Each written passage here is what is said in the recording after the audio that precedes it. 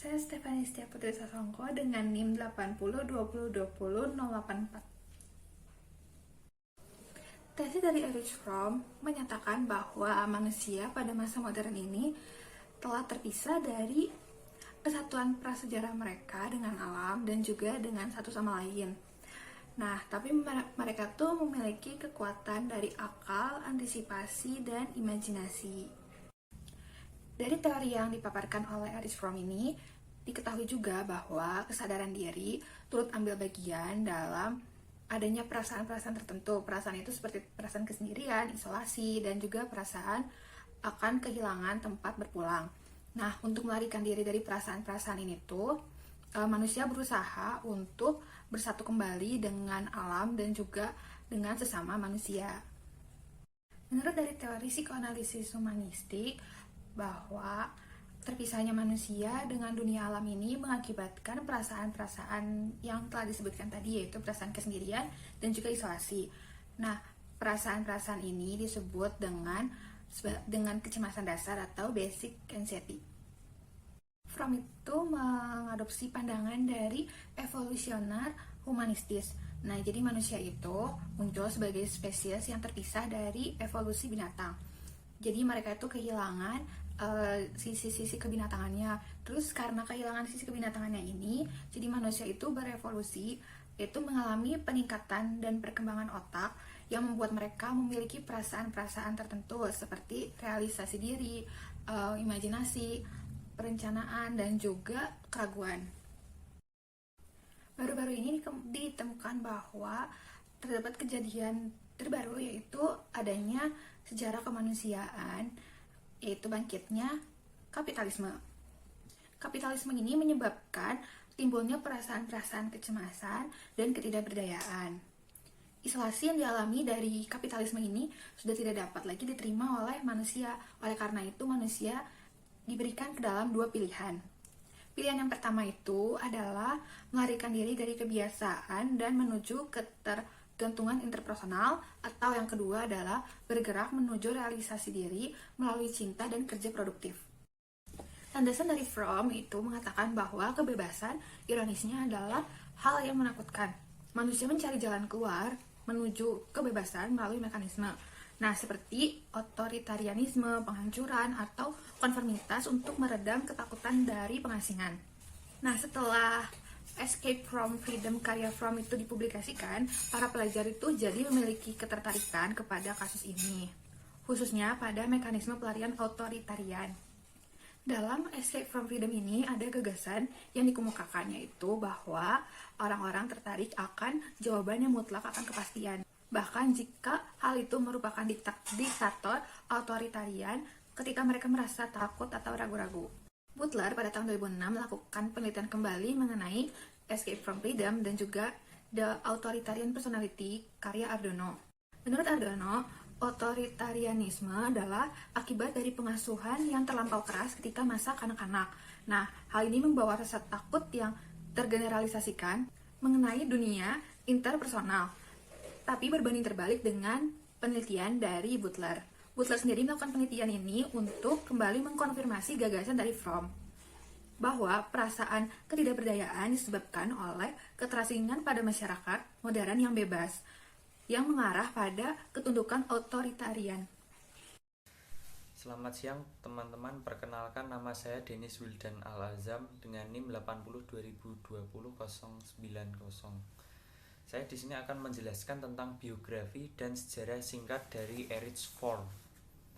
Erich Fromm lahir pada tanggal 23 Maret 1900 di Frankfurt, Jerman. Ayahnya bernama Naphtali Fromm, sedangkan ibunya bernama Rosa Krauss Fromm. Fromm melihat ayahnya sebagai orang yang murung dan ibunya cenderung depresi. Selain itu, ia dibesarkan di dua dunia yang sangat berbeda. Satu di dunia Yahudi ortodoks tradisional dan dunia kapitalis modern.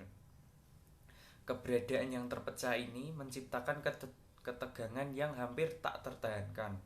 Tetapi dari dalam Fromm muncul kecenderungan seumur hidup untuk melihat peristiwa lebih dari satu perspektif. Pada tahun 1930, Form dan beberapa orang lainnya mendirikan Institut Psikoanalisis Jerman Selatan di Frankfurt. Tetapi dengan ancaman Nazi yang semakin kuat, ia segera pindah ke Swiss, di mana dia bergabung dengan Institut Internasional yang baru didirikan penelitian sosial di Jenewa. Usai perang, Form menjadi sosialis.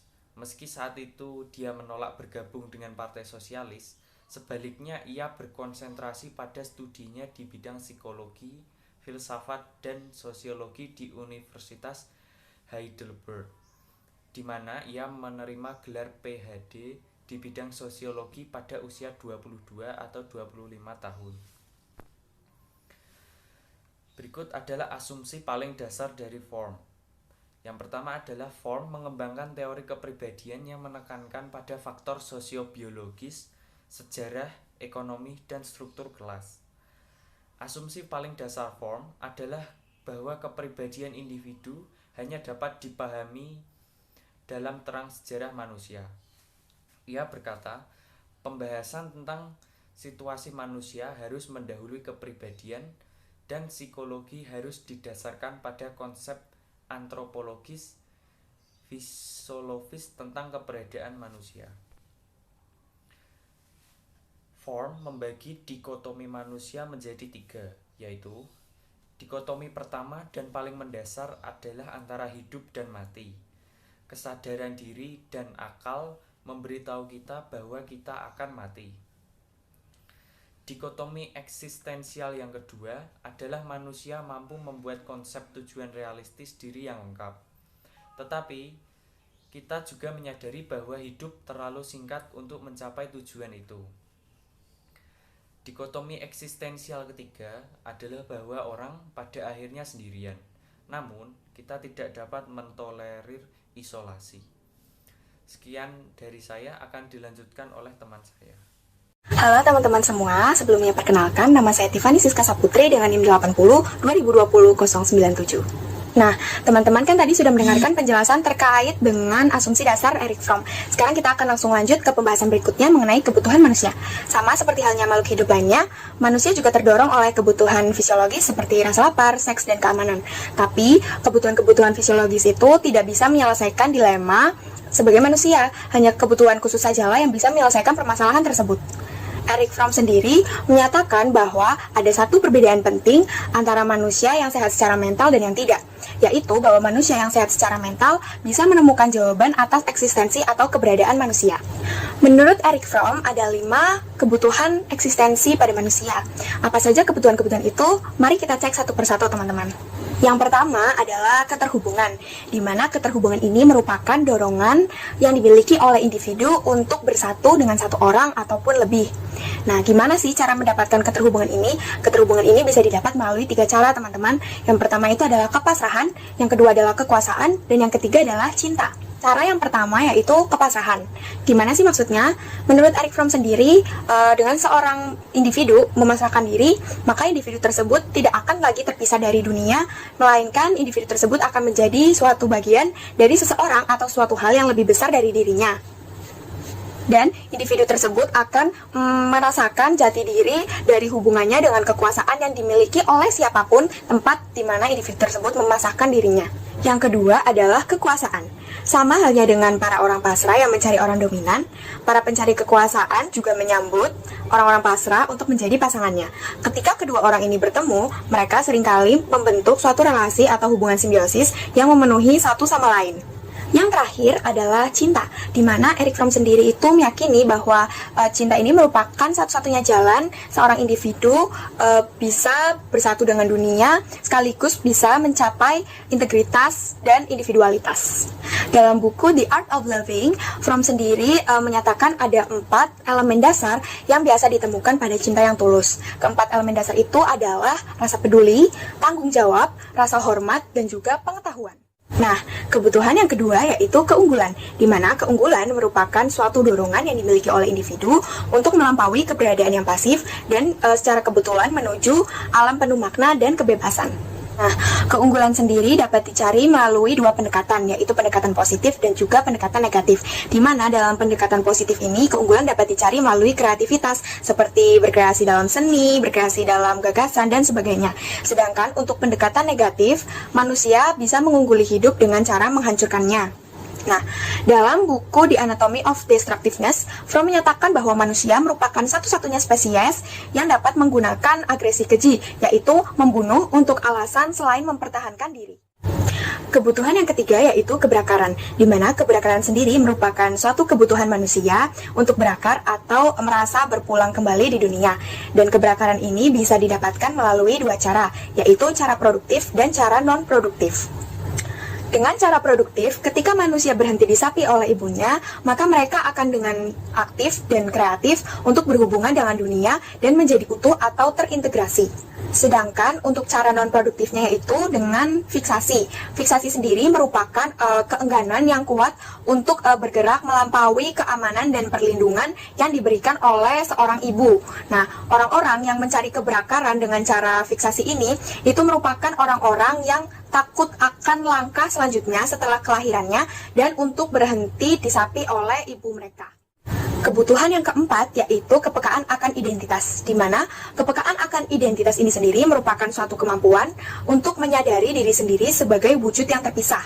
Kita telah terpisahkan dari alam, karena itu kita harus mampu untuk membentuk konsep diri kita sendiri supaya kita mampu berkata bahwa saya adalah saya atau saya adalah subjek dari tindakan saya. Dan kebutuhan yang terakhir atau yang kelima adalah kerangka orientasi. Manusia terpisah dari alam, maka dari itu manusia membutuhkan suatu kerangka arah atau orientasi untuk dapat menemukan jalannya di dunia ini. Manusia yang memiliki kerangka orientasi yang kuat dapat menjelaskan segala fenomena yang terjadi di dunia ini. Sedangkan untuk mereka yang tidak memilikinya, maka akan menempatkan semua kejadian membentuk satu kerangka untuk bisa mendapatkan penjelasan yang masuk akal mengenai fenomena tersebut. Selanjutnya, kita akan membahas tentang beban kebebasan. Sejalan dengan anak yang menjadi lebih mandiri dan tidak membutuhkan ibunya, mereka mendapatkan kebebasan lebih untuk mengungkapkan individualitas mereka, bergerak tanpa diawasi, memilih pakaian, memilih teman, dan sebagainya. Tapi, di saat yang bersamaan, mereka juga merasakan beban dari kebebasan, yaitu bebas dari rasa aman yang diberikan saat biasanya mereka berada di dekat ibunya. Nah, di tingkat sosial dan individu, beban kebebasan ini menciptakan suatu kecemasan dasar, yaitu bahwa kita itu sebenarnya sendirian di dunia ini. Nah, kecemasan dasar yang tadi saya sebutkan dapat menimbulkan rasa keterasingan dan kesendirian yang menakutkan. Oleh karena itu, manusia berusaha untuk lari dari kebebasan dengan melalui berbagai macam mekanisme pelarian. Dalam buku Escape from Freedom, Fromm sendiri menyatakan yang selanjutnya itu destruktif. Seperti otoritarianisme, destruktif berakar pada perasaan sendirian, isolasi, dan tidak berdaya. Dengan menghancurkan orang atau benda, seseorang atau bangsa berusaha untuk memulihkan kehilangan perasaan mengenai kekuasaan. Namun dengan menghancurkan orang lain atau negara lain, itu dapat merusak dan menghilangkan sebagian besar dari dunia luar. Kemudian yang selanjutnya itu kesesuaian. Cara pelarian yang ketiga yaitu kesesuaian. Mereka jarang mengekspresikan mereka sendiri dan mereka cenderung memiliki pendapat dan berpegang teguh pada standar dan perilaku yang diharapkan, dan sering juga muncul kaku dan dikawinkan. Dan yang selanjutnya itu kebebasan positif. Orang-orang dapat mencapai kebebasan semacam ini, kebebasan yang disebut sebagai positif kebebasan, dengan ekspresi spontan dan penuh dari rasional dan emosi mereka, potensi yang disengaja. Mereka bertindak sesuai dengan sifat dasar mereka dan tidak sesuai dengan aturan konvensional. Melalui cinta aktif dan pekerjaan, manusia bersatu dengan yang lain dan dengan dunia tanpa mengorbankan integritas mereka sendiri. Yang selanjutnya itu orientasi karakter. Dalam teori Fromm, kepribadian tercermin dalam orientasi karakter seseorang. Cara orang yang relatif permanen berhubungan dengan orang dan hal-hal lainnya. Dan yang paling penting dari kualitas kepribadian yang diperoleh seseorang yaitu adalah sebuah karakter. Orang-orang biasanya itu bertindak sesuai dengan karakter yang mereka miliki. Tidak mungkin dong teman-teman memiliki karakter terus teman-teman berperilaku sesuai dengan karakter teman kalian. Tentunya kita berperilaku itu sesuai dengan karakter kita sendiri. Nah, dengan bertindak sesuai dengan ciri-ciri karakter mereka sendiri, manusia dapat berperilaku baik secara efisien maupun konsisten. Yang selanjutnya itu orientasi non-produktif. Masyarakat dapat memperoleh hal-hal melalui salah satu dari 4 orientasi non-produktif lainnya, yakni menghentikan hal-hal secara pasif, mengeksploitasi atau mengambil hal-hal melalui kekuatan, penimbunan objek, dan pemasaran atau pertukaran barang. Fromm menggunakan istilah non-produk menyarankan strategi yang gagal mendekatkan orang-orang dengan kebebasan positif dan relasi diri. Namun, orientasi non-produktif tidak sepenuhnya negatif. Setiap aspek pastinya memiliki sisi positif dan negatif. Itu tergantung dari perspektif kita masing-masing. Yang selanjutnya itu menerima. Karakter reseptif merasa bahwa sumber semua hal yang baik itu terletak di luar diri mereka sendiri. Mereka lebih peduli dengan orang-orang yang menerima daripada dengan orang-orang yang memberi. Dan mereka ingin orang lain menghujani mereka dengan cinta, ide, dan hadiah. Kualitas negatif orang-orang reseptif termasuk pasif, tunduk, dan kurangnya kepercayaan diri. Dan yang selanjutnya itu eksploitatif. Seperti orang reseptif, karakter eksploitatif percaya bahwa sumber semua yang baik adalah di luar diri mereka sendiri. Tidak seperti karakter reseptif. Mereka bersedia untuk mengekspresikan pendapat, tetapi biasanya ion yang telah menumpuk dalam diri mereka, sehingga itu tidak jadi mereka lakukan. Yang selanjutnya itu penimbunan.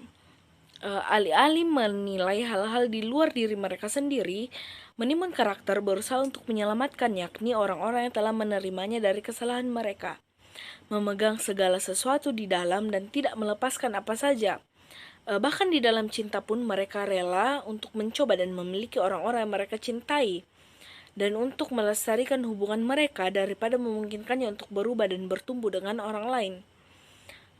Tumbuh mereka mirip dengan karakter Anna Freud, yang dimana mereka secara berlebihan atau keras kepala dan serakan. Mereka juga percaya bahwa menimbun sifat anal bukan hasil dari dorongan seksual melainkan merupakan bagian dari minat dalam semua yang tidak hidup, termasuk yaitu kotoran. Yang selanjutnya itu pemasaran. Mereka konsisten dengan tuntutan perdagangan modern. Karakter pemasaran melihat diri mereka sebagai dengan nilai pribadinya tergantung pada nilai pertukaran. Kemudian mereka juga memainkan banyak peran dan dipandu oleh moto "Saya seperti yang Anda inginkan". Itu adalah moto mereka.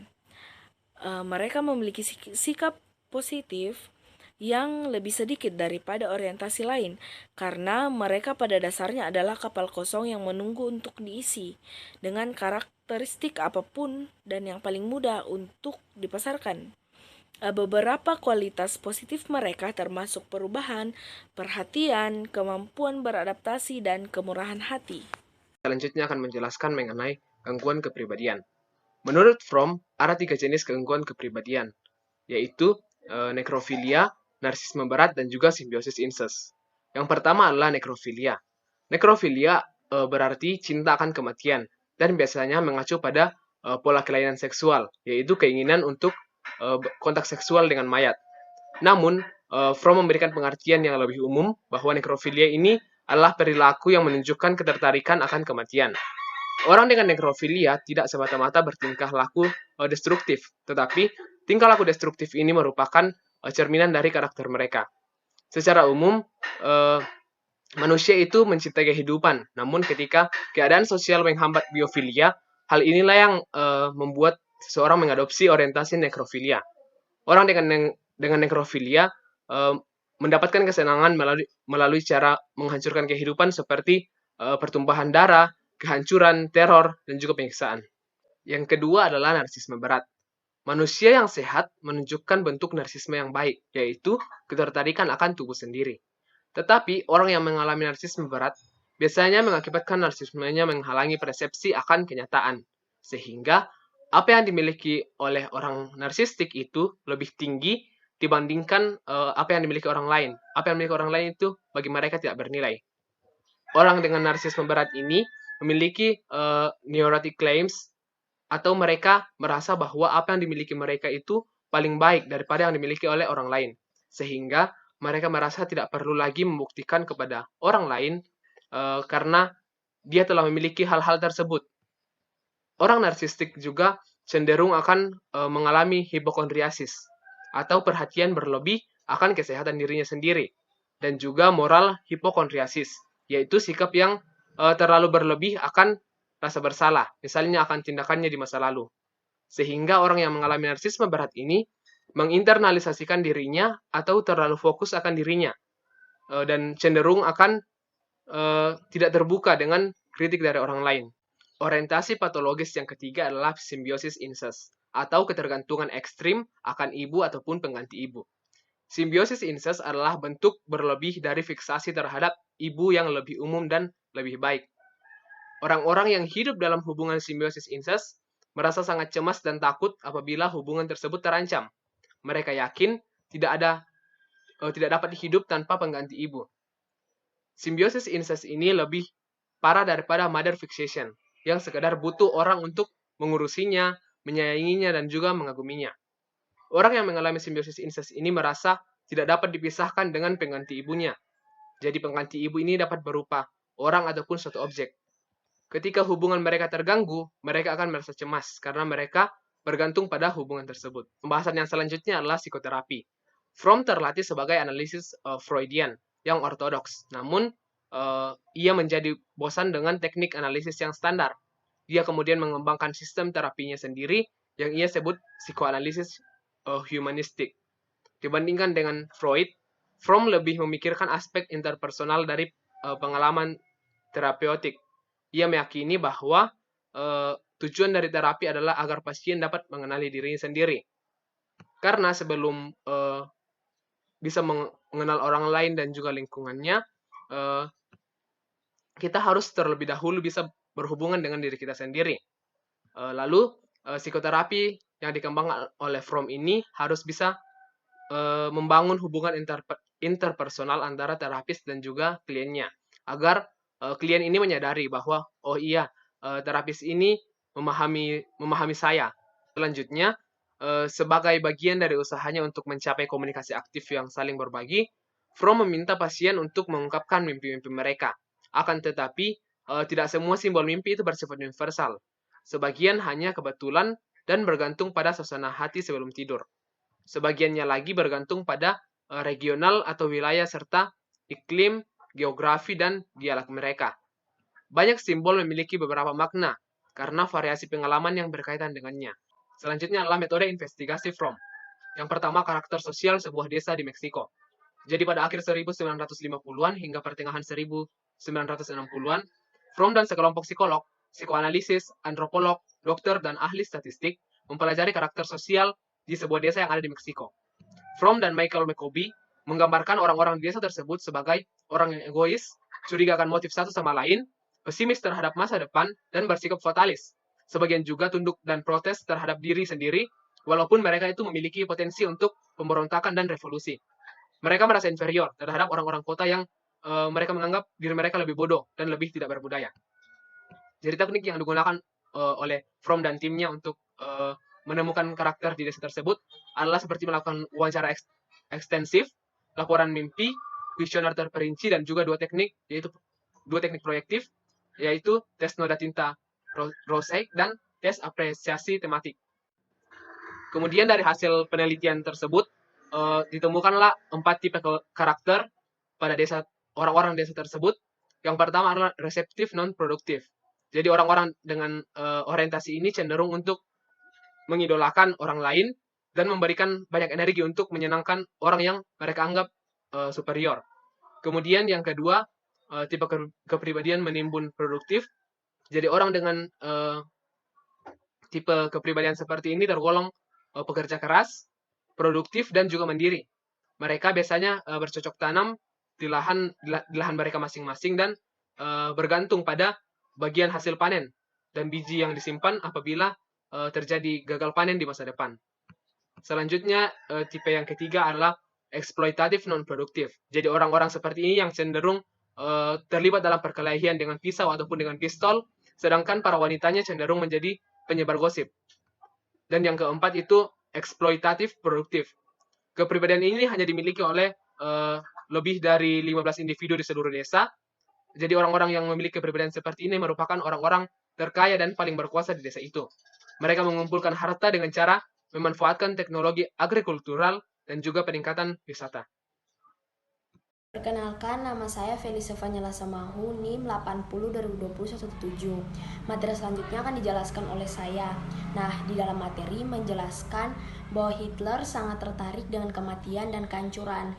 Hitler ini berbeda dengan psikoanalisis lainnya, yang mana mereka itu melihat masa-masa anak-anak awal sebagai petunjuk hidup saat dewasa. Hitler ini juga tergolong murid yang pintar waktu dia masih SD. Tetapi ketika sekolah tinggi, Hitler gagal karena dia selalu mengalami konflik dengan ayahnya. Ayah Hitler selalu menginginkan dia lebih bertanggung jawab dan menginginkan Hitler mendapatkan pekerjaan yang tetap sebagai pegawai negeri. Namun karena ambisi Hitler yang kuat, dia menjadi salah satu seorang pahlawan untuk negerinya. Hitler juga menjadi pahlawan yang disiplin dan bertanggung jawab, yang mana saat dia memegang kekuasaan, dia menuntut musuh-musuhnya untuk dimusnahkan. Ini saya menjelaskan materi kritik terhadap Fromm. Fromm adalah salah satu penulis esai yang cerdas. Dia banyak menulis esai-esai yang diterima oleh kalangan masyarakat pada tahun 50. Karena itu terbukti banyak yang menyukai esainya. Namun dari sudut pandang ilmiah dipertanyakan tentang gagasan-gagasan ke-6 teorinya. Yang pertama, istilah-istilah Fromm yang tidak jelas dan samar menjadikan gagasan-gagasannya tidak dapat dijadikan generator penelitian empiris. Yang kedua, teori Fromm terlalu filosofis untuk dapat dibenarkan atau diverifikasi. Ketiga, teori Fromm memungkinkannya untuk mengorganisasi dan menjelaskan banyak hal yang dikenal sebagai kepribadian manusia. Yang keempat, sebagai pemandu tindakan nilai esensial, tulisan Fromm terlalu mendorong pembaca untuk berpikir produktif. Yang kelima, pandangan Fromm konsisten secara internal, dalam arti terdapat tema tunggal dalam seluruh tulisannya. Akan tetapi, teori tersebut kurang memiliki taksonomi yang terstruktur, serangkaian istilahnya yang didefinisikan secara operasional, dan batasan lingkup yang jelas. Oleh karena itu, teori Fromm mendapatkan nilai rendah dalam konsistensi internal.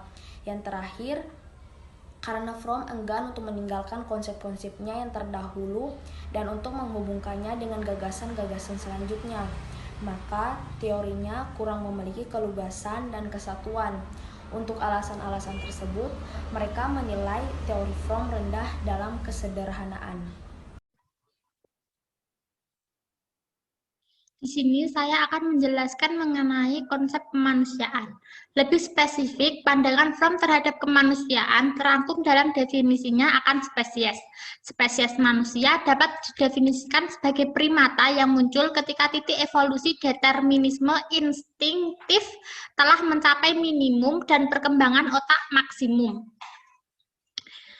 Oleh karena itu, manusia adalah keganjilan alam satu-satunya spesies yang telah mengembangkan kombinasi antara kekuatan instinktif minimal dan perkembangan otak maksimal.